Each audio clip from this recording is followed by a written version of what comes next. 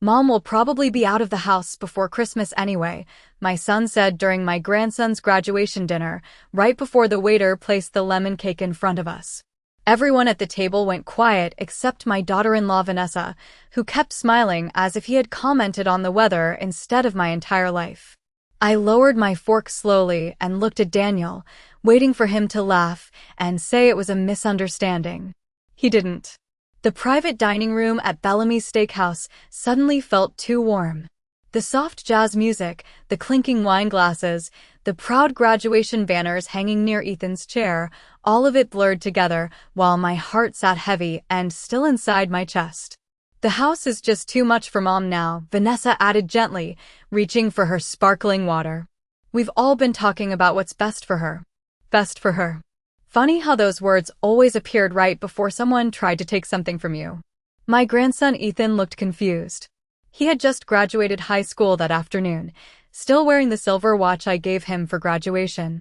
Wait, he said carefully, glancing between his parents and me. Grandma's moving? Daniel finally looked at me then, but only for a second. We haven't finalized anything, he muttered. Vanessa touched his arm softly, the way she always did whenever she wanted to steer a conversation without seeming controlling. Your grandmother deserves somewhere peaceful, she said. No stairs. No maintenance. No stress. I stared down at the white tablecloth while the waiter awkwardly poured more iced tea into my glass. 34 years earlier, my husband Richard and I had bought that house with money saved from double shifts, canceled vacations, and years of careful budgeting. I still remembered the smell of fresh paint in the hallway and the tiny pencil marks on the kitchen door frame where we measured Daniel's height every birthday. And now my own son was discussing my future like I was furniture that no longer matched the room. Mom? Daniel said quietly. You understand, right? I folded my napkin carefully onto my lap so they wouldn't notice my hands trembling. Around us, other families laughed and celebrated their graduates. Somewhere across the restaurant, someone clinked a champagne glass and cheered. Ethan still looked pale. Vanessa reached for the dessert menu as if nothing important had happened. I realized then that this conversation wasn't spontaneous. They had planned it. Probably for weeks. Maybe months. And somehow, sitting there beneath the warm restaurant lights with my family avoiding my eyes, I understood something even worse. They weren't asking me to leave my home. They had already decided that I would. I drove home with both hands gripping the steering wheel so tightly my fingers ached by the time I pulled into the driveway. The porch light came on automatically, just like it had every night for the past 12 years after Richard installed the motion sensor because he worried about me carrying groceries alone after dark. I sat in the car for a long moment without moving. The house looked exactly the same as it had that morning. White shutters. Blue hydrangeas near the mailbox. The American flag Richard insisted on replacing every Memorial Day. Nothing had changed. And somehow everything had. Inside, the kitchen smelled faintly like cinnamon from the coffee cake I had baked for Ethan the night before. I placed my purse on the counter and stared at the empty house while the refrigerator hummed softly in the silence. There was a time when silence in this home felt peaceful. After Richard died 3 years ago, I learned how to live with quiet evenings, crossword puzzles at the dining table, old jazz records playing low in the background. But this silence felt different. Heavy. Watchful. Like the walls themselves knew I no longer belonged here in my son's eyes.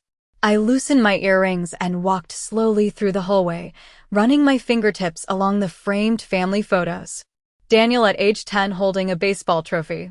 Ethan in a tiny Little League uniform grinning through missing front teeth. A Christmas photo where Vanessa smiled brightly beside all of us, one hand resting lightly on Daniel's shoulder while her eyes looked somewhere else entirely.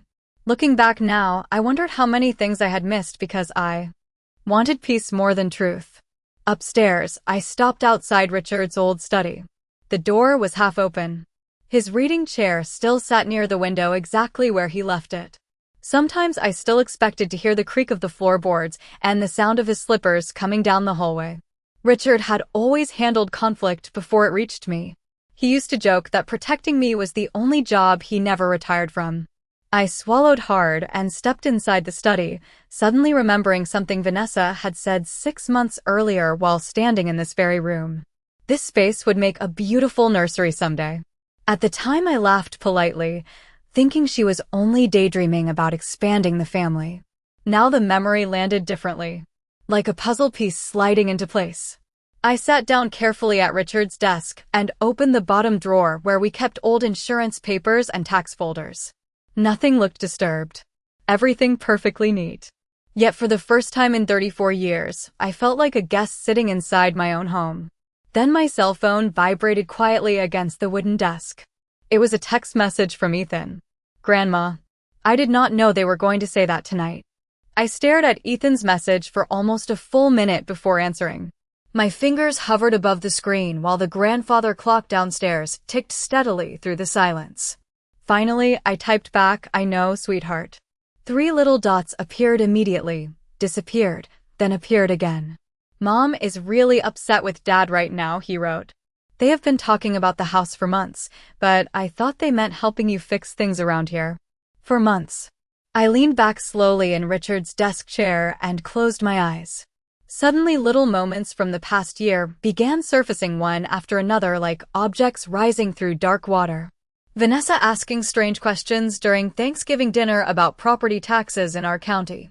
Daniel offering to help organize my paperwork after I mentioned feeling overwhelmed during flu season. The afternoon I came home from grocery shopping and found Vanessa walking through the upstairs hallway alone.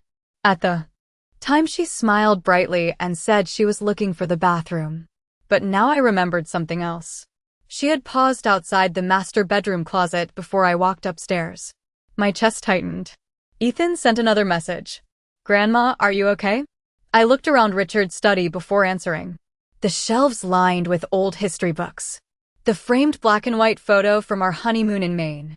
The little brass lamp he kept beside the chair where he read every evening after dinner. This room held 34 years of my life. Every birthday. Every Christmas morning. Every sleepless night beside a sick child. And somehow my son had started discussing my future with everyone except me. "I am fine," I finally typed, though the lie sat bitter in my throat. Ethan called almost immediately after that. His voice sounded softer than usual, uncertain in a way I had never heard before. "Grandma, I swear I did not know tonight was going to turn into that." I could hear muffled voices in the background, probably Daniel and Vanessa arguing downstairs in their kitchen. "You do not have to explain anything to me," I said gently. "This was your graduation dinner. I am sorry it became uncomfortable." Ethan was quiet for a second.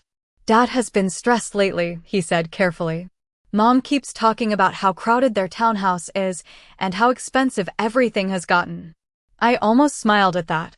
Daniel and Vanessa lived in a 4-bedroom townhouse with granite countertops, 2 luxury SUVs in the driveway, and vacations every summer in Florida. But people who wanted more always found a way to describe themselves as struggling. "Grandma," Ethan said quietly, "you are not actually leaving the house, are you?" I looked toward the dark hallway outside the study door. Somewhere downstairs, the refrigerator motor clicked on again. The house sounded alive around me, familiar and steady. But for the first time, I realized I no longer knew who inside my family was telling the truth. "I do not know yet," I answered honestly. And that frightened me more than anything. The next morning I woke before sunrise, the same way I had for most of my adult life. For a few seconds, lying there beneath the pale blue quilt Richard and I bought during our anniversary trip to Vermont, everything felt normal. Then I remembered the restaurant. Daniel's voice. Vanessa smiling into her water glass while discussing my future like I was no longer sitting at the table. I dressed slowly and walked downstairs barefoot, the old wooden steps creaking softly beneath me. The kitchen windows were fogged from the cool spring air outside. I started the coffee maker and stood quietly beside the counter while the familiar smell filled the room. Richard used to joke that no matter what happened in life, good coffee made people think more clearly. I wished he were here now. He would have noticed things long before I did. Richard always saw through people faster than I could. Especially people who hid ambition behind charm. I carried my mug into the living room and sat near the front window where the morning light stretched across the hardwood floors. Across the street, Mrs. Patterson was walking her golden retriever exactly the way she did every morning at 7 o'clock. The world outside looked calm and dependable. But inside me, something had shifted during the night. I could no longer ignore the small details I had spent years excusing.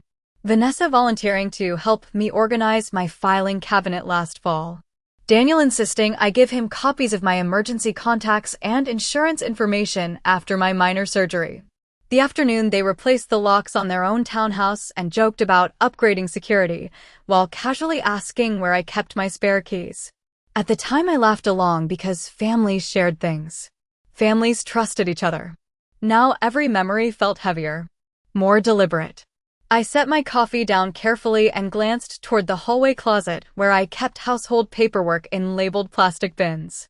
Suddenly I remembered another conversation from nearly 8 months earlier. Vanessa had been helping clear dishes after Sunday dinner while Ethan was upstairs studying. She leaned against the kitchen counter and smiled sweetly. "This neighborhood is becoming incredibly valuable," she said. "Homes around here are selling for almost double what they were 5 years ago." I remembered feeling proud at the time. Richard had worked hard for this house. We both had.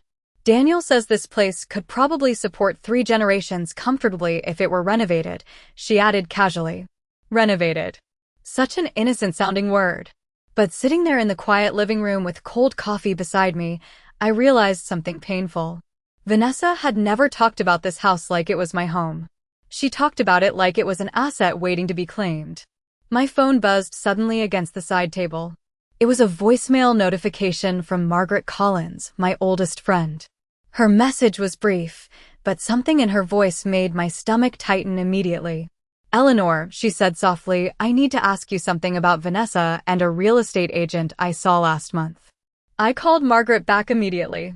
She answered on the second ring, sounding hesitant in a way that instantly made me uneasy. Margaret and I had known each other since our 20s. We raised our sons together, sat through school concerts together, survived pregnancies, funerals, layoffs, and marriages together. She was not the type of woman who called with gossip. "Eleanor," she said carefully, "I almost did not mention this, because I assumed you already knew." I sat down slowly at the kitchen table, staring at the bowl of lemons in the center while sunlight spread across the countertops. "Knew what?" There was a pause on the other end. "About Vanessa meeting with a realtor." The words settled into the room quietly, but they landed harder than Daniel's speech at the restaurant. "When?" I asked. "About a month ago," Margaret replied. "I was having lunch downtown with my sister at that little cafe near the courthouse. Vanessa walked in with a man carrying folders and blueprints. I only noticed because they were talking about renovations and market value." I closed my eyes briefly. Renovations. Market value. The same language Vanessa always used whenever she spoke about my home. Never memories. Never family. Just numbers. "Are you sure it was about my house?" I asked softly. Margaret hesitated again. "Eleanor, I heard your address." The kitchen suddenly felt very still around me. Outside, a lawnmower buzzed faintly somewhere down the street. Normal suburban sounds. Ordinary life continuing while something inside my family quietly unraveled. "What exactly did you hear?" Margaret lowered her voice. "Vanessa said the property would be available soon after a family transition. The realtor asked whether everyone involved was on the same page and she laughed." My chest tightened painfully. "What did she say?" "She said, 'My husband will handle his mother.'" I looked toward the dining room where the china cabinet stood against the far wall. Inside were dishes Richard's mother gave us on our wedding day. I remembered Daniel running through this house in socks after school. I remembered staying awake beside his bed when he had pneumonia at age 8. The idea that my son was now part of conversations preparing to remove me from my own life felt almost unreal. "Eleanor," Margaret said gently, "I am so sorry. I should have called sooner." "No," I whispered. "You did the right thing." After we hung up, I remained sitting at the kitchen table for a long time without moving. Then another memory surfaced suddenly. 2 weeks earlier, Daniel insisted on helping me carry boxes down to the basement after I mentioned my knees hurting. Later that night, I noticed the small fireproof document safe near Richard's old workbench had been moved slightly out of place. At the time, I assumed I had bumped it accidentally while cleaning. Now I was no longer sure of anything. I stood slowly and walked toward the basement door, my heartbeat strangely calm despite the growing fear inside me. Something told me I needed to check that safe immediately. I switched on the basement light and descended the stairs slowly, one hand trailing along the wooden railing Richard varnished himself years ago. The basement always smelled faintly of cedar and old cardboard boxes. Holiday decorations lined one wall in neat plastic bins labeled in Richard's careful handwriting. Beside the workbench sat the small gray fireproof safe where we kept important documents for decades. At first glance, nothing looked unusual. But the closer I walked toward it, the more certain I became that something had changed. The safe was slightly angled away from the wall now, just enough for me to notice, because Richard used to joke that I organized things with military precision. I knelt carefully beside it and entered the code. The metal door clicked open. Inside were folders containing insurance policies, tax records, our wills, and the deed paperwork connected to the house. Everything appeared untouched until I reached for the large cream-colored envelope labeled Property Trust Documents. It was already unsealed. I froze. Richard always sealed important papers himself and insisted we leave them exactly as they were unless both of us were reviewing them together. My heartbeat slowed instead of quickening. Strange how fear sometimes becomes calmer once it finally turns into certainty. I opened the envelope carefully and spread the papers across the workbench beneath the fluorescent light. There were fingerprints smudged faintly near the corners of several pages. Daniel's habit of rubbing his thumb against paper whenever he was nervous flashed instantly through my mind. He had done it since childhood. I stared down at the documents while a painful heaviness settled inside my chest. My son had gone through these papers without telling me. Then something else caught my attention. One folder was missing entirely. I checked the safe again, slower this time. Property tax records, old warranties, medical directives. But the folder labeled Estate Addendum was gone. Completely gone. I stood there in silence, trying to remember the last time I personally opened the safe. It had been after Richard's funeral when I organized everything with our attorney, Michael Green. I distinctly remembered placing the addendum folder inside because Richard asked me to keep all trust-related documents together. Trust-related. The phrase lingered in my mind suddenly. Richard had always been meticulous with finances. He believed paperwork protected people long after emotions failed them. At the time, I found his caution excessive. Now I wondered if he had seen something coming that I refused to notice. My phone buzzed again upstairs. This time it was Daniel calling. I let it ring twice before answering. "Mom," he said carefully, his voice unusually soft. "I feel terrible about last night. Vanessa thinks maybe things came out wrong at dinner." I looked down at the open envelope in my hands. "Did they?" I asked quietly. There was a pause. "Just long enough." "We are only trying to help you," he replied. Help. Such a gentle word for something that suddenly felt very close to betrayal. I closed my eyes briefly and realized something important then. Daniel sounded nervous. Not guilty. Nervous. After I hung up with Daniel, I remained standing beside the basement workbench with the phone still in my hand. The fluorescent light above me buzzed softly while dust drifted through the air in slow, lazy circles. Nervous. That was the word that kept echoing in my mind. Not sad. Not ashamed. Nervous people worry about being discovered. I carefully returned the papers to the safe exactly the way I found them, except for one thing. I slipped the remaining trust documents into a canvas tote bag and carried them upstairs with me. By noon, rain clouds had rolled across the neighborhood, turning the windows gray and dim. I sat at the dining room table where Richard and I spent decades paying bills together every Sunday evening. His chair still faced slightly toward the window because he always liked watching the birds near the feeder outside. I opened the tote bag slowly and began reading every page carefully for the first time in years. Most of it was standard legal language I barely understood, but certain phrases stood out immediately. Survivor occupancy rights. Lifetime residential protection. Trust executor authority. My eyes stopped suddenly on Michael Green's name.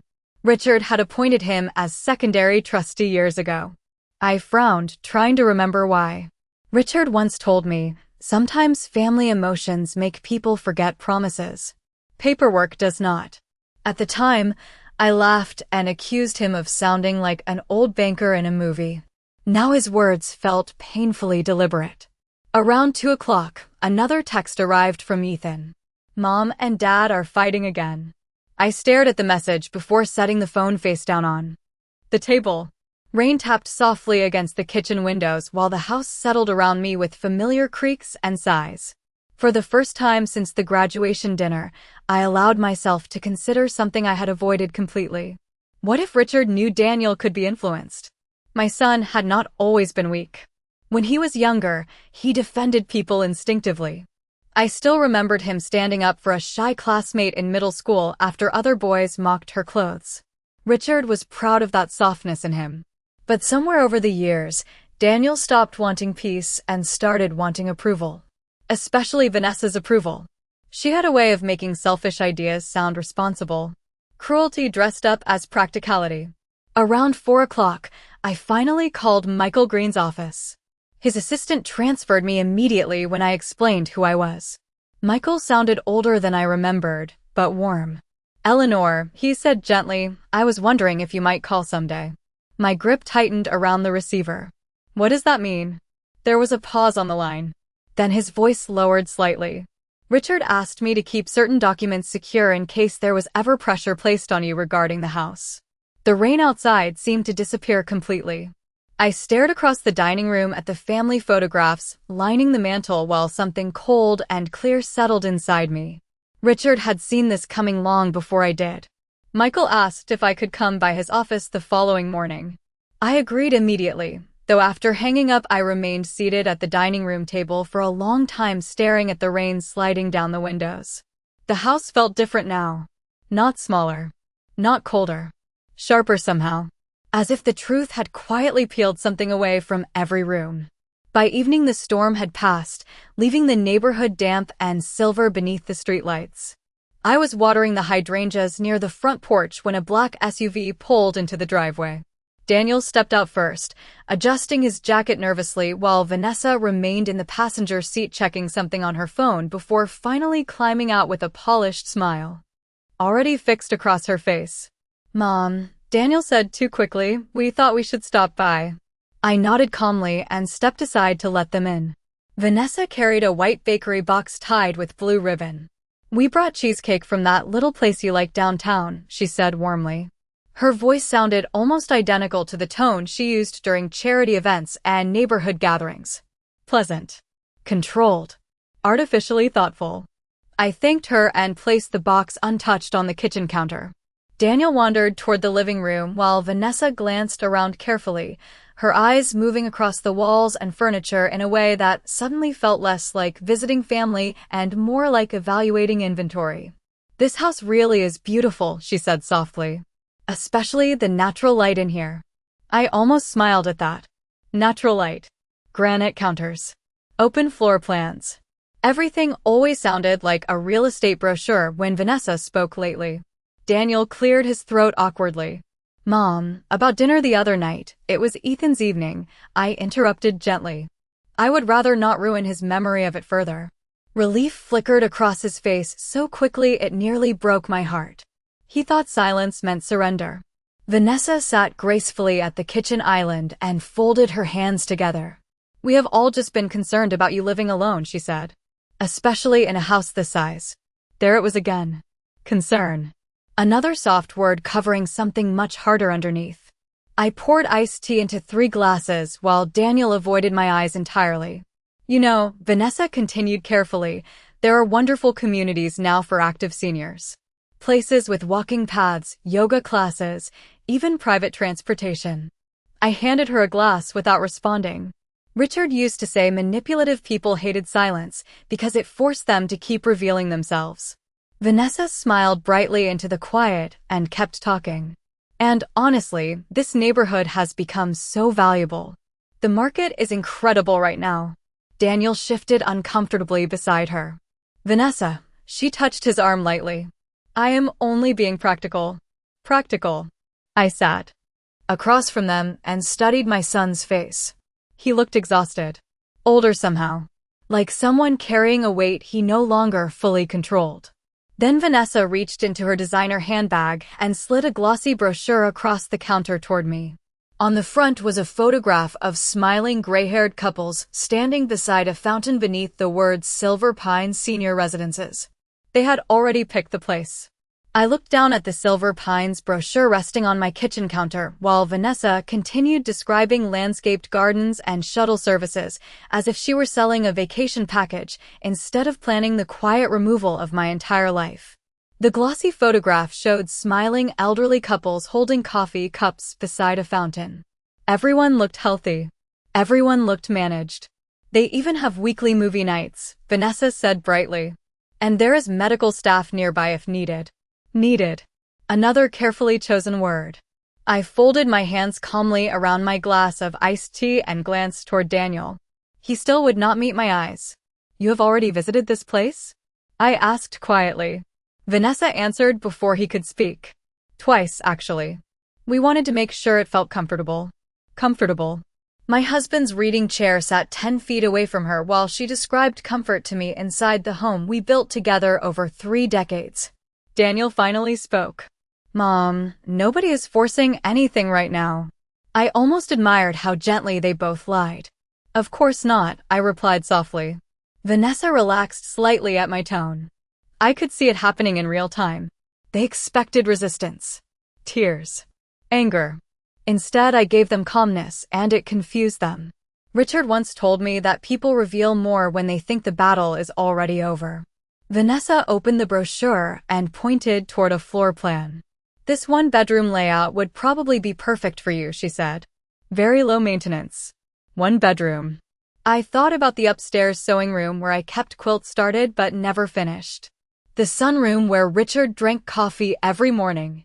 The kitchen door frame covered with decades of pencil marks measuring Daniel and Ethan growing taller. Year after year. Funny how quickly an entire life could be reduced to 1 bedroom once someone else decided they no longer needed space for your memories. Then the front door opened unexpectedly. Ethan stepped inside carrying a backpack over one shoulder, stopping immediately when he saw the brochure spread across the kitchen island. His expression changed instantly. What is this? He asked slowly. Vanessa straightened too quickly. Honey, we are just discussing options for Grandma. Ethan picked up the brochure and stared at the smiling gray-haired couple on the front. You already picked a place? Daniel rubbed his forehead tiredly. Ethan, sit down. No, Ethan said sharply. Did Grandma say she wants to move? Silence filled the kitchen. Vanessa's polished smile tightened almost invisibly around the edges. Daniel looked trapped between embarrassment and irritation. I watched my grandson standing there beneath the warm kitchen lights and realized he was the only person in the room asking the question that actually mattered. Did I want this? Nobody else had asked me once. Vanessa recovered first. Sometimes difficult decisions have to be made for family, she said smoothly. Ethan looked at her for a long moment before turning toward me again. Grandma? His voice softened. Do you want to leave your house? I met his eyes across the kitchen island while the brochure remained open between us like evidence. Then, for the first time since all of this began, I answered honestly. No, I said quietly. I do not. The kitchen stayed silent after my answer. Rainwater still clung to the windows outside, catching the yellow porch light in soft streaks while Ethan stood motionless beside the counter holding the Silver Pines brochure. Vanessa recovered first, of course. She always did. Nobody is trying to upset anyone, she said smoothly, folding her hands together as though she were mediating a misunderstanding between strangers instead of orchestrating the removal of her husband's mother from her own home. Ethan looked directly at his father. Did you ask Grandma what she wanted before picking this place? Daniel opened his mouth, then closed it again. The silence told me more than words could have. Vanessa stepped closer to Ethan with practiced patience. Sweetheart, your father and I are only thinking long-term. This house is enormous for one person. Grandpa built this house, Ethan replied quietly. Grandma has lived here longer than I have been alive. Something flickered across Daniel's face then. Shame, perhaps. Or exhaustion. It disappeared almost immediately beneath the weight of Vanessa's steady gaze beside him. I suddenly understood something painful. My son no longer knew how to disagree with his wife without feeling guilty for it. Ethan, Daniel said firmly, this is an adult conversation. Exactly, Ethan answered. So why does it sound like nobody talked to Grandma? Vanessa exhaled softly through her nose, the smallest crack in her polished composure so far. We are trying to prevent future problems before they happen, she said. One fall on those stairs could change everything. Richard's voice drifted through my memory unexpectedly. Fear is the easiest way to convince good people to surrender things they love. At the time he was talking about politics during a late-night news program.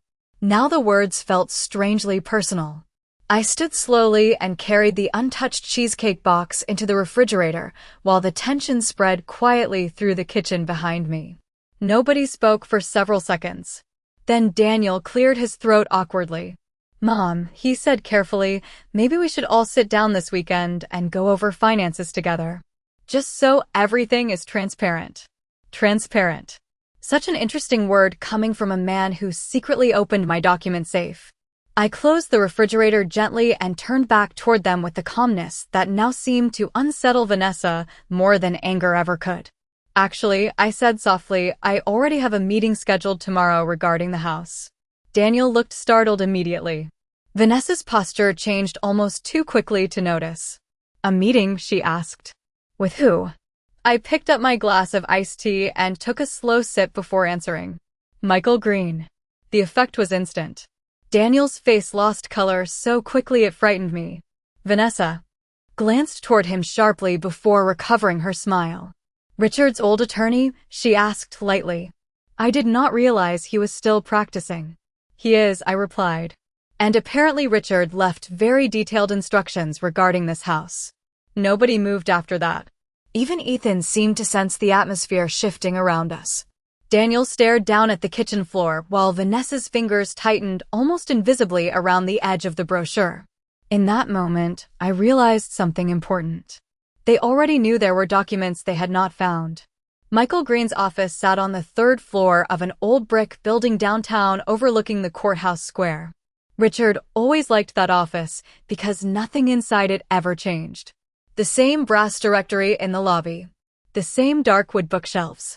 Even the same peppermint candies in the reception bowl that Ethan used to sneak by the handful when he was little. Michael greeted me personally when I arrived the next morning. His silver hair had thinned over the years, but his handshake remained steady. Eleanor, he said quietly, Richard would be very proud of how calm you have handled this. I followed him into his office without speaking. Rain clouds still lingered outside the tall windows while downtown traffic moved slowly below us. Michael closed the door gently before carrying a thick leather folder to the desk. There are things your husband instructed me not to discuss unless certain circumstances occurred, he said carefully. Specifically, pressure regarding the ownership or transfer of your residence. My chest tightened slightly, though not from fear anymore. More from realizing how carefully Richard had prepared for a possibility I never allowed myself to imagine. Michael opened the folder and slid several documents toward me. 3 years before his death, Richard transferred the property into an irrevocable family trust. I stared down at the papers silently. The house legally belongs to the trust itself, Michael continued. Not to Daniel. Not to you directly either. However, he adjusted his glasses and pointed toward a highlighted paragraph. You hold permanent lifetime residency. Rights.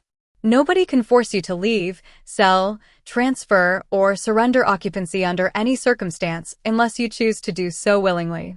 I exhaled slowly. The tension I had carried since graduation dinner loosened slightly for the first time. But Michael was not finished. There is more, he said quietly. He removed another document from the folder. Richard included a protection clause. I looked up at him. What kind of clause? Michael folded his hands together. If any beneficiary attempts coercion, manipulation, intimidation, or improper pressure related to your residency, their inheritance rights are automatically suspended pending trustee review. The room went completely still around me. Suspended? I repeated softly. Michael nodded. Richard was very specific. He feared that after his death, emotions surrounding the property might cloud people's judgment. Richard knew. Somehow, years ago, he had already seen the fault lines forming beneath our family. Michael hesitated before continuing. Eleanor, someone recently requested information regarding the trust. My stomach tightened instantly. Who? Daniel, he answered quietly. About 2 months ago. He claimed he was helping you organize estate planning matters after your surgery. I closed my eyes briefly. Even now, hearing it spoken aloud hurt differently than I expected. Not because of the house itself, but because my son used concern as permission to cross boundaries he once would have respected instinctively. Michael slid the final page toward me. Richard also left one final instruction, he said softly. I looked down at the neat signature at the bottom of the page. Beneath it, in Richard's unmistakable handwriting, was a single sentence. If Eleanor ever begins doubting her place in this home, remind her this house was built for her before it was built for anyone else. 3 weeks later, Daniel came to the house alone. It was a quiet Sunday afternoon, warm enough for the windows to stay open while soft wind carried the smell of freshly cut grass through the neighborhood. I was sitting on the back porch shelling peas into a ceramic bowl that once belonged to Richard's mother when I heard Daniel's car pull into the driveway. He walked slower than usual when he came through the gate, his shoulders heavy in a way that reminded me painfully of the little boy who used to approach me after breaking something important and trying to decide whether honesty would make things worse. Hi, Mom, he said softly. I nodded toward the empty chair beside me. There is iced tea in the kitchen. He returned a minute later carrying 2 glasses. For a while, neither of us spoke. The porch swing creaked gently beside us while cicadas hummed somewhere beyond the fence line. Finally, Daniel stared down at the condensation sliding along his glass and said, Vanessa moved into her sister's place last week. I remained quiet. Michael called me after your meeting, he continued. He explained the trust. The clause. Everything. His voice cracked slightly on the last word. I looked out across the backyard where Ethan used to practice baseball until sunset every summer evening. Richard installed floodlights out there just so our grandson could keep batting after dark. Your father trusted you very much, I said quietly. Daniel let out a hollow laugh. I do not think I deserved it. That hurt more than anger would have. Because for the first time since all this began, my son finally sounded honest. He rubbed both hands across his face slowly. I kept telling myself we were helping you, he admitted. Vanessa always made it sound logical. Efficient. Like we were solving a future problem before it happened. I nodded faintly. Fear makes selfish things sound responsible sometimes. Daniel stared at the porch floorboards for several seconds before speaking again. Did Dad really think I would try to push you out? The question lingered between us quietly. I thought about Richard's handwriting on that final document. The careful legal protections. The years of preparation hidden beneath ordinary life. I think your father understood people better than either of us wanted to admit, I answered softly. Daniel's eyes filled slowly with tears. He seemed too tired to hide anymore. I am sorry, Mom. Such simple words. And yet I could feel how much it cost him to say them honestly. Inside the kitchen, I could hear the old wall clock ticking steadily through the open screen door. The same clock that measured birthday dinners, school mornings, Christmas mornings, funerals, and ordinary Tuesday evenings for more than 3 decades. Families do not fall apart all at once. They unravel quietly. One compromise at a time. One silence at a time. Ethan still visited every few days after that. Sometimes he brought groceries. Sometimes he just sat on the porch with me while we watched the sunset settle across the backyard Richard loved so much. And every evening, when the porch light flickered on automatically beside the front door, I remembered something important at last. Silence is not weakness. Sometimes silence is simply the moment before people finally reveal who they truly are.